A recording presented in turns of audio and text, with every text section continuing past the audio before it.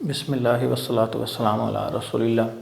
आज के लेक्चर में हम देखेंगे कि गवर्नमेंट डिपार्टमेंट में, गवर्नमेंट कॉरेस्पोंडेंस में मुख्तलिफ़ तरह की जो टर्मिनोलॉजी यूज़ होती है तो वो उन टर्मिनोलॉजी से क्या मुराद है। इंशाल्लाह इसके बाद एक लेक्चर हम बनाएंगे जिसमें जो लेटर लिखे जाते हैं या नोट शीटें लिखी जाती है तो उसमें भी वो टर्मिनोलॉजी यूज़ होती हैं। तो उससे पहले ये आप लोगों को इसके बारे में थोड़ी सी अवेयरनेस दी जाए। तो अभी हम देखते हैं, सबसे पहले मेरे सामने है AN, FN भी होता है एक, दोनों को इकट्ठा से समझ लेते हैं। ये है फर्स्ट नून और ये है आफ्टरनून। तो फर्स्ट नून से मुराद है सुबह 8 से लेके 12 बजे से पहले का टाइम, और 12 बजे के बाद से ये जो है शाम 4 बजे तक जो गवर्नमेंट टाइमिंग है उसके लिए हम यूज़ करते हैं आफ्टरनून, फर्स्ट नून, आफ्टरनून। ये टर्म कहाँ यूज़ की जाती है? जब भी कोई बंदा जो है किसी डिपार्टमेंट को ज्वाइन करता है या छोड़ता है या उसको रिलीव किया जाता है, यानी एक डिपार्टमेंट से छोड़ के वो किसी दूसरे सरकारी इदारे को वो ज्वाइन करता है, तो अगर उसको रिलीव किया जाता है तो नॉर्मली क्या होता है, सेकंड टाइम 3-4 बजे उसको लेटर दे दिया जाता है, रिलीविंग आर्डर, उसके ऊपर लिखा जाता है आफ्टरनून। और जिस दिन वो ज्वाइन करेगा अगले डिपार्टमेंट में जाके सरकारी इदारे में, तो उसके लिए यूज़ किया जाता है फर्स्ट नून, फर्स्ट नून, आफ्टरनून। अगरचे ये जो टर्म्स हैं दोनों वो अब ख़त्म हो चुकी हैं, अब डिस्टिंक्शन ख़त्म हो गई है, अब ये नहीं लिखा जाता, लेकिन फिर भी ये कई लेटर्स में लिखा होता है। अपॉइंटमेंट लेटर पे भी लिखा होता है फर्स्ट नून, ज्वाइनिंग फलान डेट फर्स्ट नून, और जो रिलीविंग आर्डर आते हैं उसके ऊपर भी लिखा होता है आफ्टरनून। इसके बाद दूसरा है ACR, ACR ये है एनुअल कॉन्फिडेंशियल रिपोर्ट। ये टर्म तो शायद कोई ऐसा सरकारी मुलाज़म हो जिसको इल्म ना हो, दूसरे जो प्राइवेट ऑर्गेनाइजेशन में काम करते हैं उनको शायद ना इल्म हो, लेकिन जो गवर्नमेंट जॉब करते हैं उनमें से हर शख्स को मालूम होगा ACR के बारे में। तो जो भी सरकारी मुलाज़म होता है तो ये लिखी जाती है 1 जनवरी से लेकर 31 दिसंबर तक। तो इसमें क्या होता है कि उस मुलाज़म ने पूरे साल में जो काम किया है, जिस अफसर के नीचे काम किया है, वो उसकी कारकर्दगी देखता है और साल के एंड में उसकी जो है ACR लिखी जाती है। उसकी जो भी प्रमोशन होगी एक नए स्केल में अगले स्केल में, वो इसकी बुनियाद पे होती है, ACR की बुनियाद पे।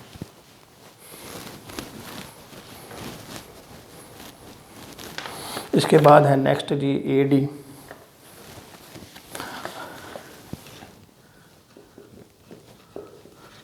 जब भी आप, ये आम लोगों को भी इल्म हो सकता है, शायद कुछ लोग जानते हो, AD एक्नॉलेजमेंट ड्यू, इसको हम कहते हैं acknowledgement due, acknowledgement due AD। सरकारी इदारों में अगर वो इदारा को ख़त लिखता है, किसी को मुलाज़म को लिखता है या किसी दूसरे इदारा, और वो इदारा ये चाहता है कि इसके बारे में इंश्योर हो जाएंगे ये लेटर उसको मिला है या नहीं मिला, तो उसके साथ पहले तो इसकी प्राइस थी ₹1, एक छोटा सा कार्ड होता है, वो रजिस्टर्ड लेटर के साथ लगा दिए जाते हैं, उसको कहते हैं एक्नॉलेजमेंट ड्यू। और वो जो लेटर जब जिसको भेजा गया है, रेसिपिएंट, वो जब रिसीव करेगा तो जो पोस्टमैन है उस AD के ऊपर उससे साइन ले लेता है, और वो जो लेटर उसको डिलीवर हो जाएगा और जो कार्ड लगा होगा जिसको कहते हैं AD एक्नॉलेजमेंट ड्यू, वो वापस आ जाता है इदारे को, इसको कहते हैं एक्नॉलेजमेंट ड्यू। और नॉर्मली ये उस वक्त लिखा जाता है जब ये इंश्योर करना हो कि वाकई उसको मिल गया है कि नहीं मिला। इसके बाद है AGPR, AGPR accountant general Pakistan revenue, AGPR ये एक इदारा है जो कि पूरे मुल्क में जो पब्लिक अकाउंट्स जो हैं उसको देख रहा है। पूरे मुल्क के अंदर जितने ये हाईएस्ट अथॉरिटी है, यानी अकाउंटेंट जनरल पाकिस्तान रेवेन्यू, ये हाईएस्ट अथॉरिटी है पाकिस्तान में अंदर, जो कि पब्लिक अकाउंट्स की मॉनिटरिंग के लिए, उसको देखने के लिए बनाई गई है। इसके बाद है CL casual leave, CL casual leave. तमाम जो गवर्नमेंट मुलाजमीन हैं उनको एक कैलेंडर ईयर में, कैलेंडर ईयर फाइनेंशियल ईयर होता है 1 जुलाई से 30 जून तक, और कैलेंडर ईयर होता है 1 जनवरी से 31 दिसंबर तक। तो एक कैलेंडर ईयर में तमाम जो सरकारी मुलाजमीन हैं उनको 20 दिन की CL 20 छुट्टियाँ, यानी कैजुअल लीव, यानी कोई एमरजेंसी काम के लिए कोई काम पड़ गया तो इस मकसद के लिए, एमरजेंसी के लिए उनको CL दी जाती हैं, जो कि एक साल में 20 होती हैं। अच्छा, इसकी अभी जब हम कभी देखेंगे लीव्स के बारे में तो फिर डिटेल में बता दूंगा। कैजुअल लीव जो होती हैं ये एक साल में होती है। अगर मुलाजिम ने 31 दिसंबर तक ये लीव्स अवेल नहीं की, यानी 20 में से 5 उसने अवेल कर लें, 15 बाकी हैं, तो ये लीव जो ख़त्म हो जाएंगे, एक्सपायर हो जाएंगे, ये एक्यूमुलेट नहीं होते। 31 दिसंबर गुजरने के बाद ये छुट्टियां ख़त्म हो जाती हैं। अवेल करनी है तो कर लें, नहीं करनी तो फिर ये 31 दिसंबर के बाद ज़ाया। फिर नेक्स्ट ईयर जब स्टार्ट होगा तो फिर ये उसको 20 छुट्टियाँ मिल जाएंगी, वो जितनी अवेल करेगा हो जाएंगी, बाकी जो रह गई हैं वो एक्सपायर्ड। इसके बाद है CSR, ये civil services regulation, civil services regulations, CSR। तो जो CSR है इसमें मुलाजमीन की जो जॉब के हवाले से रूल्स रेगुलेशन है, उसके अपॉइंटमेंट के हवाले से, उसकी प्रमोशन के हवाले से, उसके जो है लीव्स के हवाले से, ये सारी चीज़ें इसमें सिविल सर्विसेज रेगुलेशन में लिखी होती हैं। इसके बाद है DA डेली अलाउंस, DA से मुतल्लिक़ है ये, TA travelling allowance, DA daily allowance. तो कोई भी मुलाजिम जो है वो जब ऑफिशियल ड्यूटी में किसी दूसरे शहर जाता है तो उसको DA मिलता है, या उसको अगर वो सब गया है कन्वेंस पे तो TA मिलेगा, DA मिलेगा। इसके बाद है DCS, ये पेंशन के हवाले से है, बल्कि पेंशन ही कोई भी चीज़ है जिसमें मुलाजमीन को जो पेमेंट करनी है वो डायरेक्ट उसके बैंक अकाउंट में भेज दी जाए, उसके लिए ये टर्म यूज़ होती है डायरेक्ट क्रेडिट सिस्टम। यानी जो भी बंदा है, पार्टी है, उसको हम डायरेक्ट पेमेंट नहीं, उसको नहीं देते चेक नहीं देते, DCS डायरेक्ट क्रेडिट सिस्टम। यानी पेंशन के लिए भी ये यूज़ किया जाता है, pension DCS system, DCS direct credit system. तो इस डायरेक्ट क्रेडिट सिस्टम में क्या होता है कि पेंशनर से उसका अकाउंट ले लिया जाता है और जो भी उसकी मंथली पेंशन है, कम्यूटेशन है, वो उसके अकाउंट में क्रेडिट कर दी जाती है।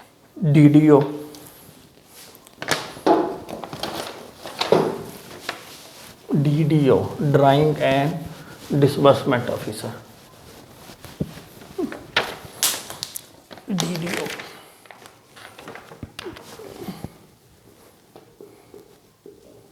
Drawing and disbursement officer.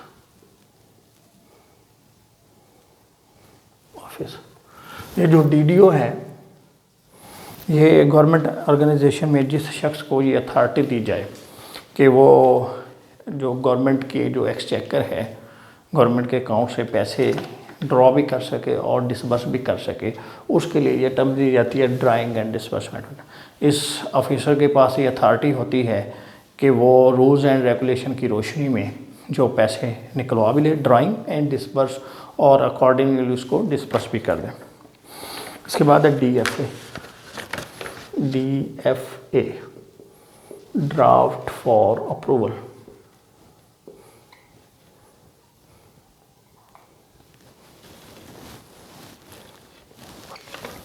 Draft से मुराद यह है कि कोई भी लेटर लिखा है, कोई मिनट शीट लिखी है, तो वो मिनट शीट या वो लेटर समझे कि एक ऑफिस है, इसने ख़त लिखना है किसी एक्सटर्नल पार्टी को। अब क्या करेगा कि सीनियर ऑफिसर अपने जाएगा वो और जो सीनियर अफसर है उसके साइन से भी जा सकता है, और उससे जो सबॉर्डिनेट है उसके साइन से भी जा सकता है।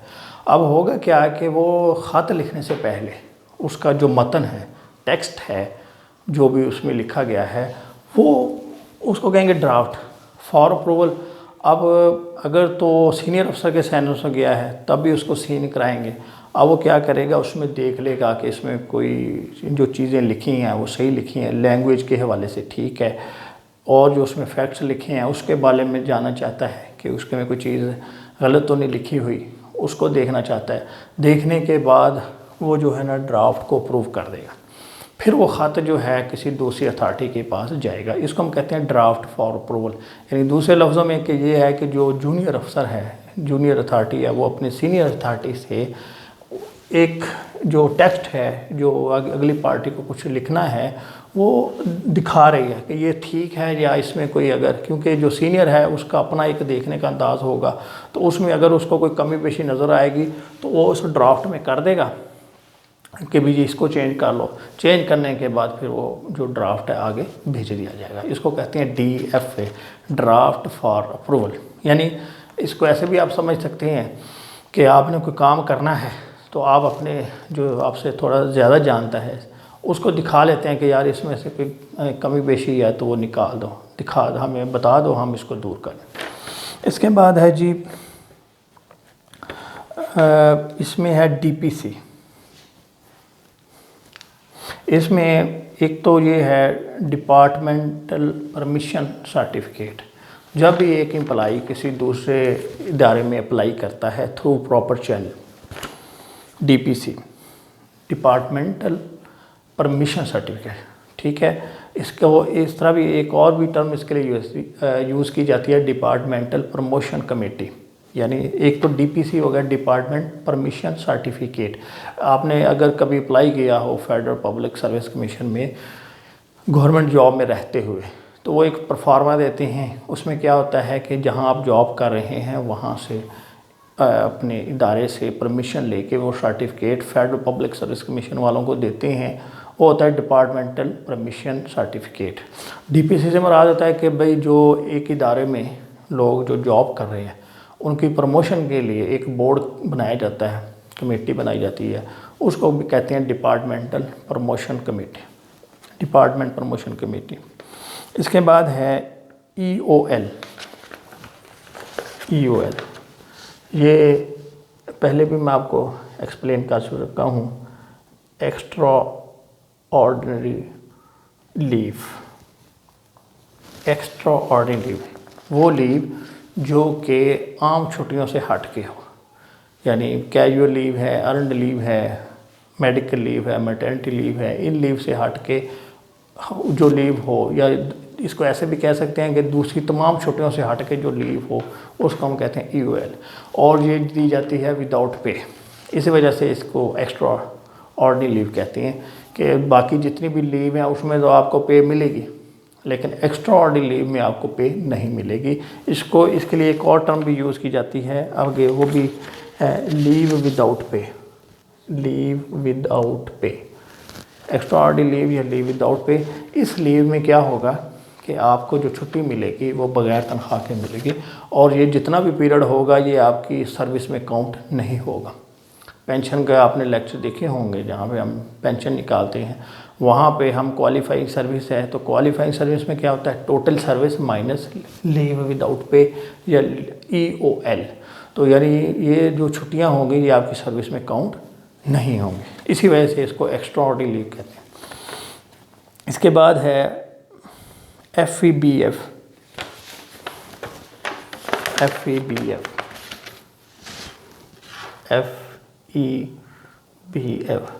Federal employees benevolent fund. इसके बाद FEGIF, federal employees general insurance fund. ये दोनों डिडक्शन हैं। तो जो बोर्ड ऑफ ट्रस्टी है, जितने भी गवर्नमेंट मुलाजमीन होंगे, ये दोनों जो डिडक्शन है उनकी कंपलसरी है, उनकी तनख्वाह से ये पैसे काटे जाते हैं, और उनको एंड सर्विस इस इदारे बोर्ड ऑफ ट्रस्टी की तरफ से कुछ पैसे भी मिलते हैं, बच्चों के स्कॉलरशिप भी मिलते हैं, रिटायरमेंट पे फेयरवेल ग्रांट मिलती है। तो ये डिडक्शन जो है हर मुलाजम की तनख्वाह से की जाती हैं।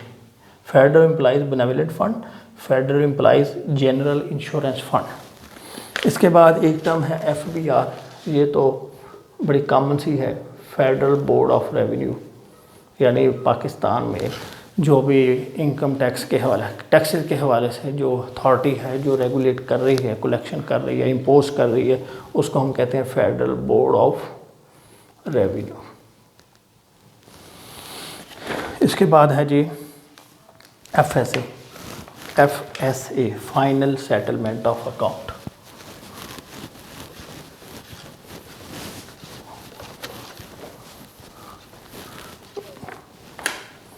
FSA final settlement of account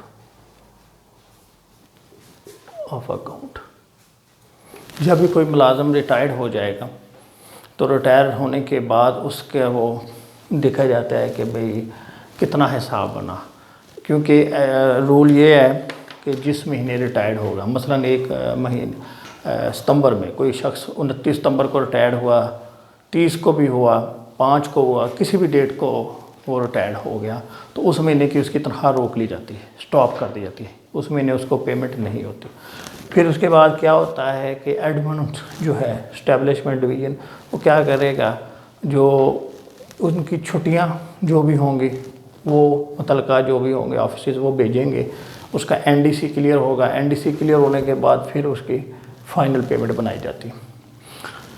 इसके बाद फाइनल सेटलमेंट के बाद क्या होता है कि अगर कोई पैसे रह जाएं तो उसकी LPC पे लास्ट पेमेंट सर्टिफिकेट आगे आ रहा है तो उसके ऊपर लिख दी जाती है, और जो उसकी तनख्वाह रहती होगी आखिरी महीने की, 10 दिन की है, 15 दिन की है, 20 दिन की है, 29 दिन की है, 1 दिन की है, तो वो सारी तनख्वाह फाइनलाइज कर दी जाती है। उसको हम कहते हैं FSA final settlement of account. यानी रिटायरमेंट के वक्त, रिज़ाइन करने के बाद या रिटायरमेंट के बाद, कंपल्सरी रिटायरमेंट के बाद उस जब मुलाजिम को नौकरी से SOS कर दिया जाता है, struck of strength, SOS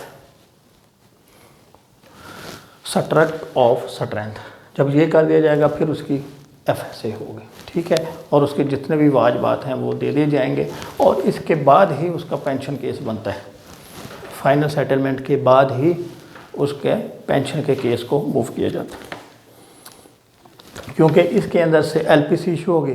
final settlement जब होगी तब LPC इशू होगी, और जब LPC इशू होगी तब ही पेंशन का केस फाइनल किया जाता है, क्योंकि पेंशन के केस में LPC से फ़िक्रें उठाई जाती हैं। इसके बाद है GAAP,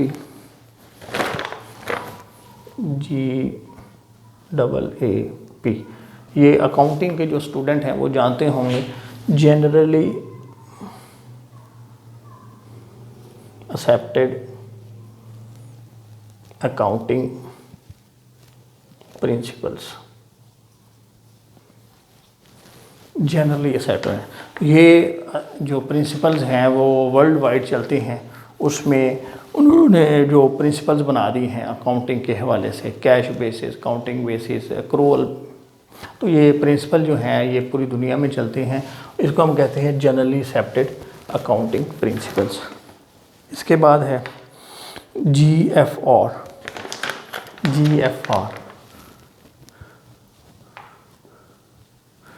जनरल फाइनेंशियल रूल्स, यानी फाइनेंस के, गवर्नमेंट ऑफ पाकिस्तान के जो फाइनेंशियल रूल्स हैं उनके लिए क्या था, जनरल फाइनेंशियल रूल्स। इसके बाद है GPF, ये भी पहले आ चुका है, GPF जनरल प्रोविडेंट फंड। जो भी गवर्नमेंट मुलाजिम हो गए, रेगुलर एम्प्लॉई होते हैं, उनकी तनख्वाह से ये कंपल्सरी ये जो है ये पैसे काटे जाते हैं, जो कि रिटायरमेंट के वक्त उनको वापस कर दिए जाते हैं, उनको कहते हैं जनरल प्रोविडेंट फंड, ये जो डिडक्शन है। इसके बाद है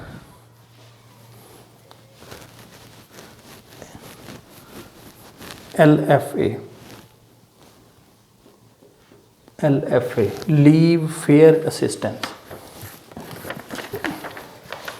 लीव फेयर असिस्टेंस, यानी नॉर्मली ये जो कॉरपोरेशन हैं, गवर्नमेंट ओन्ड कॉरपोरेशन, वहाँ पे ये टर्म यूज़ की जाती है लीव फेयर असिस्टेंस। तो जिस महीने मुलाजम की डेट ऑफ बर्थ हो,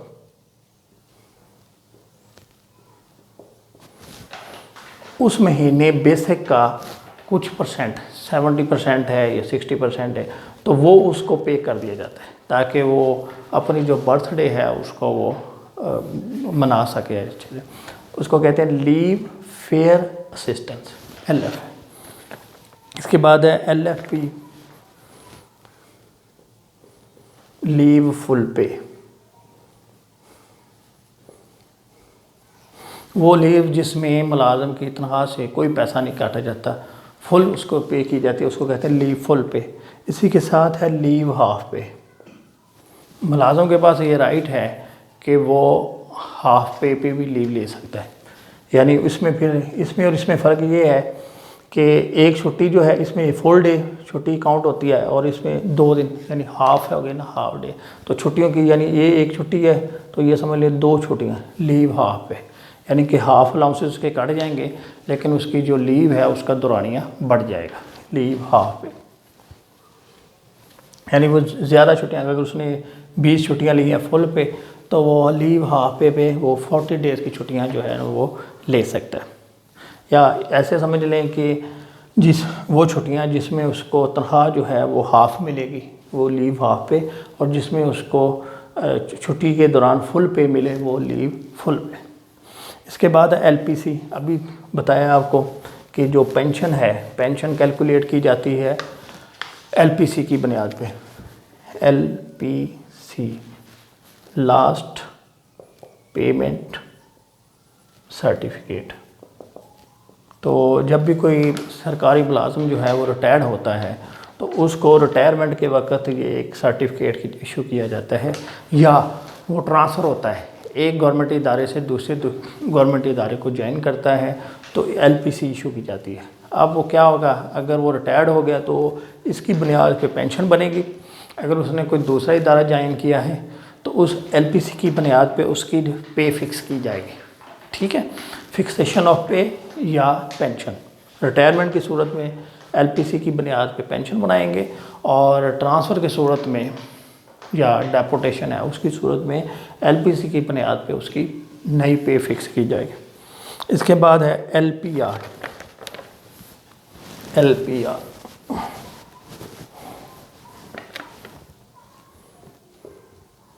लीव प्रिपेरेटरी टू रिटायरमेंट। इसको ऐसे समझ लें कि रिटायरमेंट की तैयारी के लिए जो लीव दी जाती हैं उसको LPR कहते हैं। जब भी कोई मुलाजम रिटायरमेंट के करीब जाता है, ठीक है, 25 साल उसने पूरे किए तब भी वो LPR ले सकता है। अगर वो 60 साल पूरे करना चाहता है तो जब 15 महीने रह जाएंगे उसकी रिटायरमेंट में, 25 साल की सूरत में नहीं ऐसा होगा, जब वो जब उसकी रिटायरमेंट में 15 महीने पूरे हो जाएंगे तो उसको कहा है, एक ऑप्शन दी जाएगी कि क्या आप LPR अवेल करना चाहते हैं या लीव इनकैशमेंट।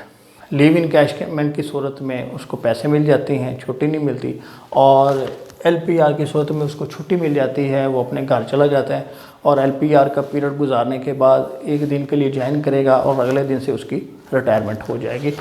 वो छुट्टी जो रिटायरमेंट की, यानी इसको ये समझें कि वो छुट्टी जो उसको रिटायरमेंट की तैयारी के लिए दी जाए उसको हम कहते हैं LPR, और ये 1 साल की दी जाती है।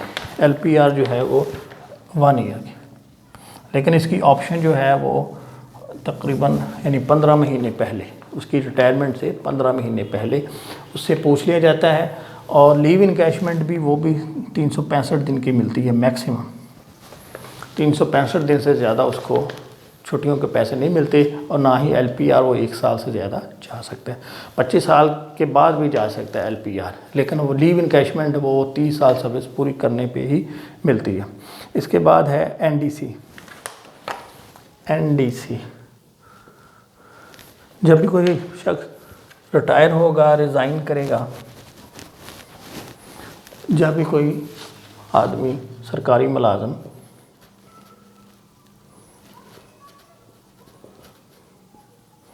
जब भी कोई सरकारी मुलाजिम रिज़ाइन करेगा, किसी दूसरे महकमे में जाएगा, ठीक है, दोनों सूरतों में, यानी जब भी छोड़ेगा नौकरी, उसको निकाल दिया गया है, उसके निकालने के बाद उसकी फ़ाइनल सेटलमेंट की जाती है, जो अभी मैंने बता दी है।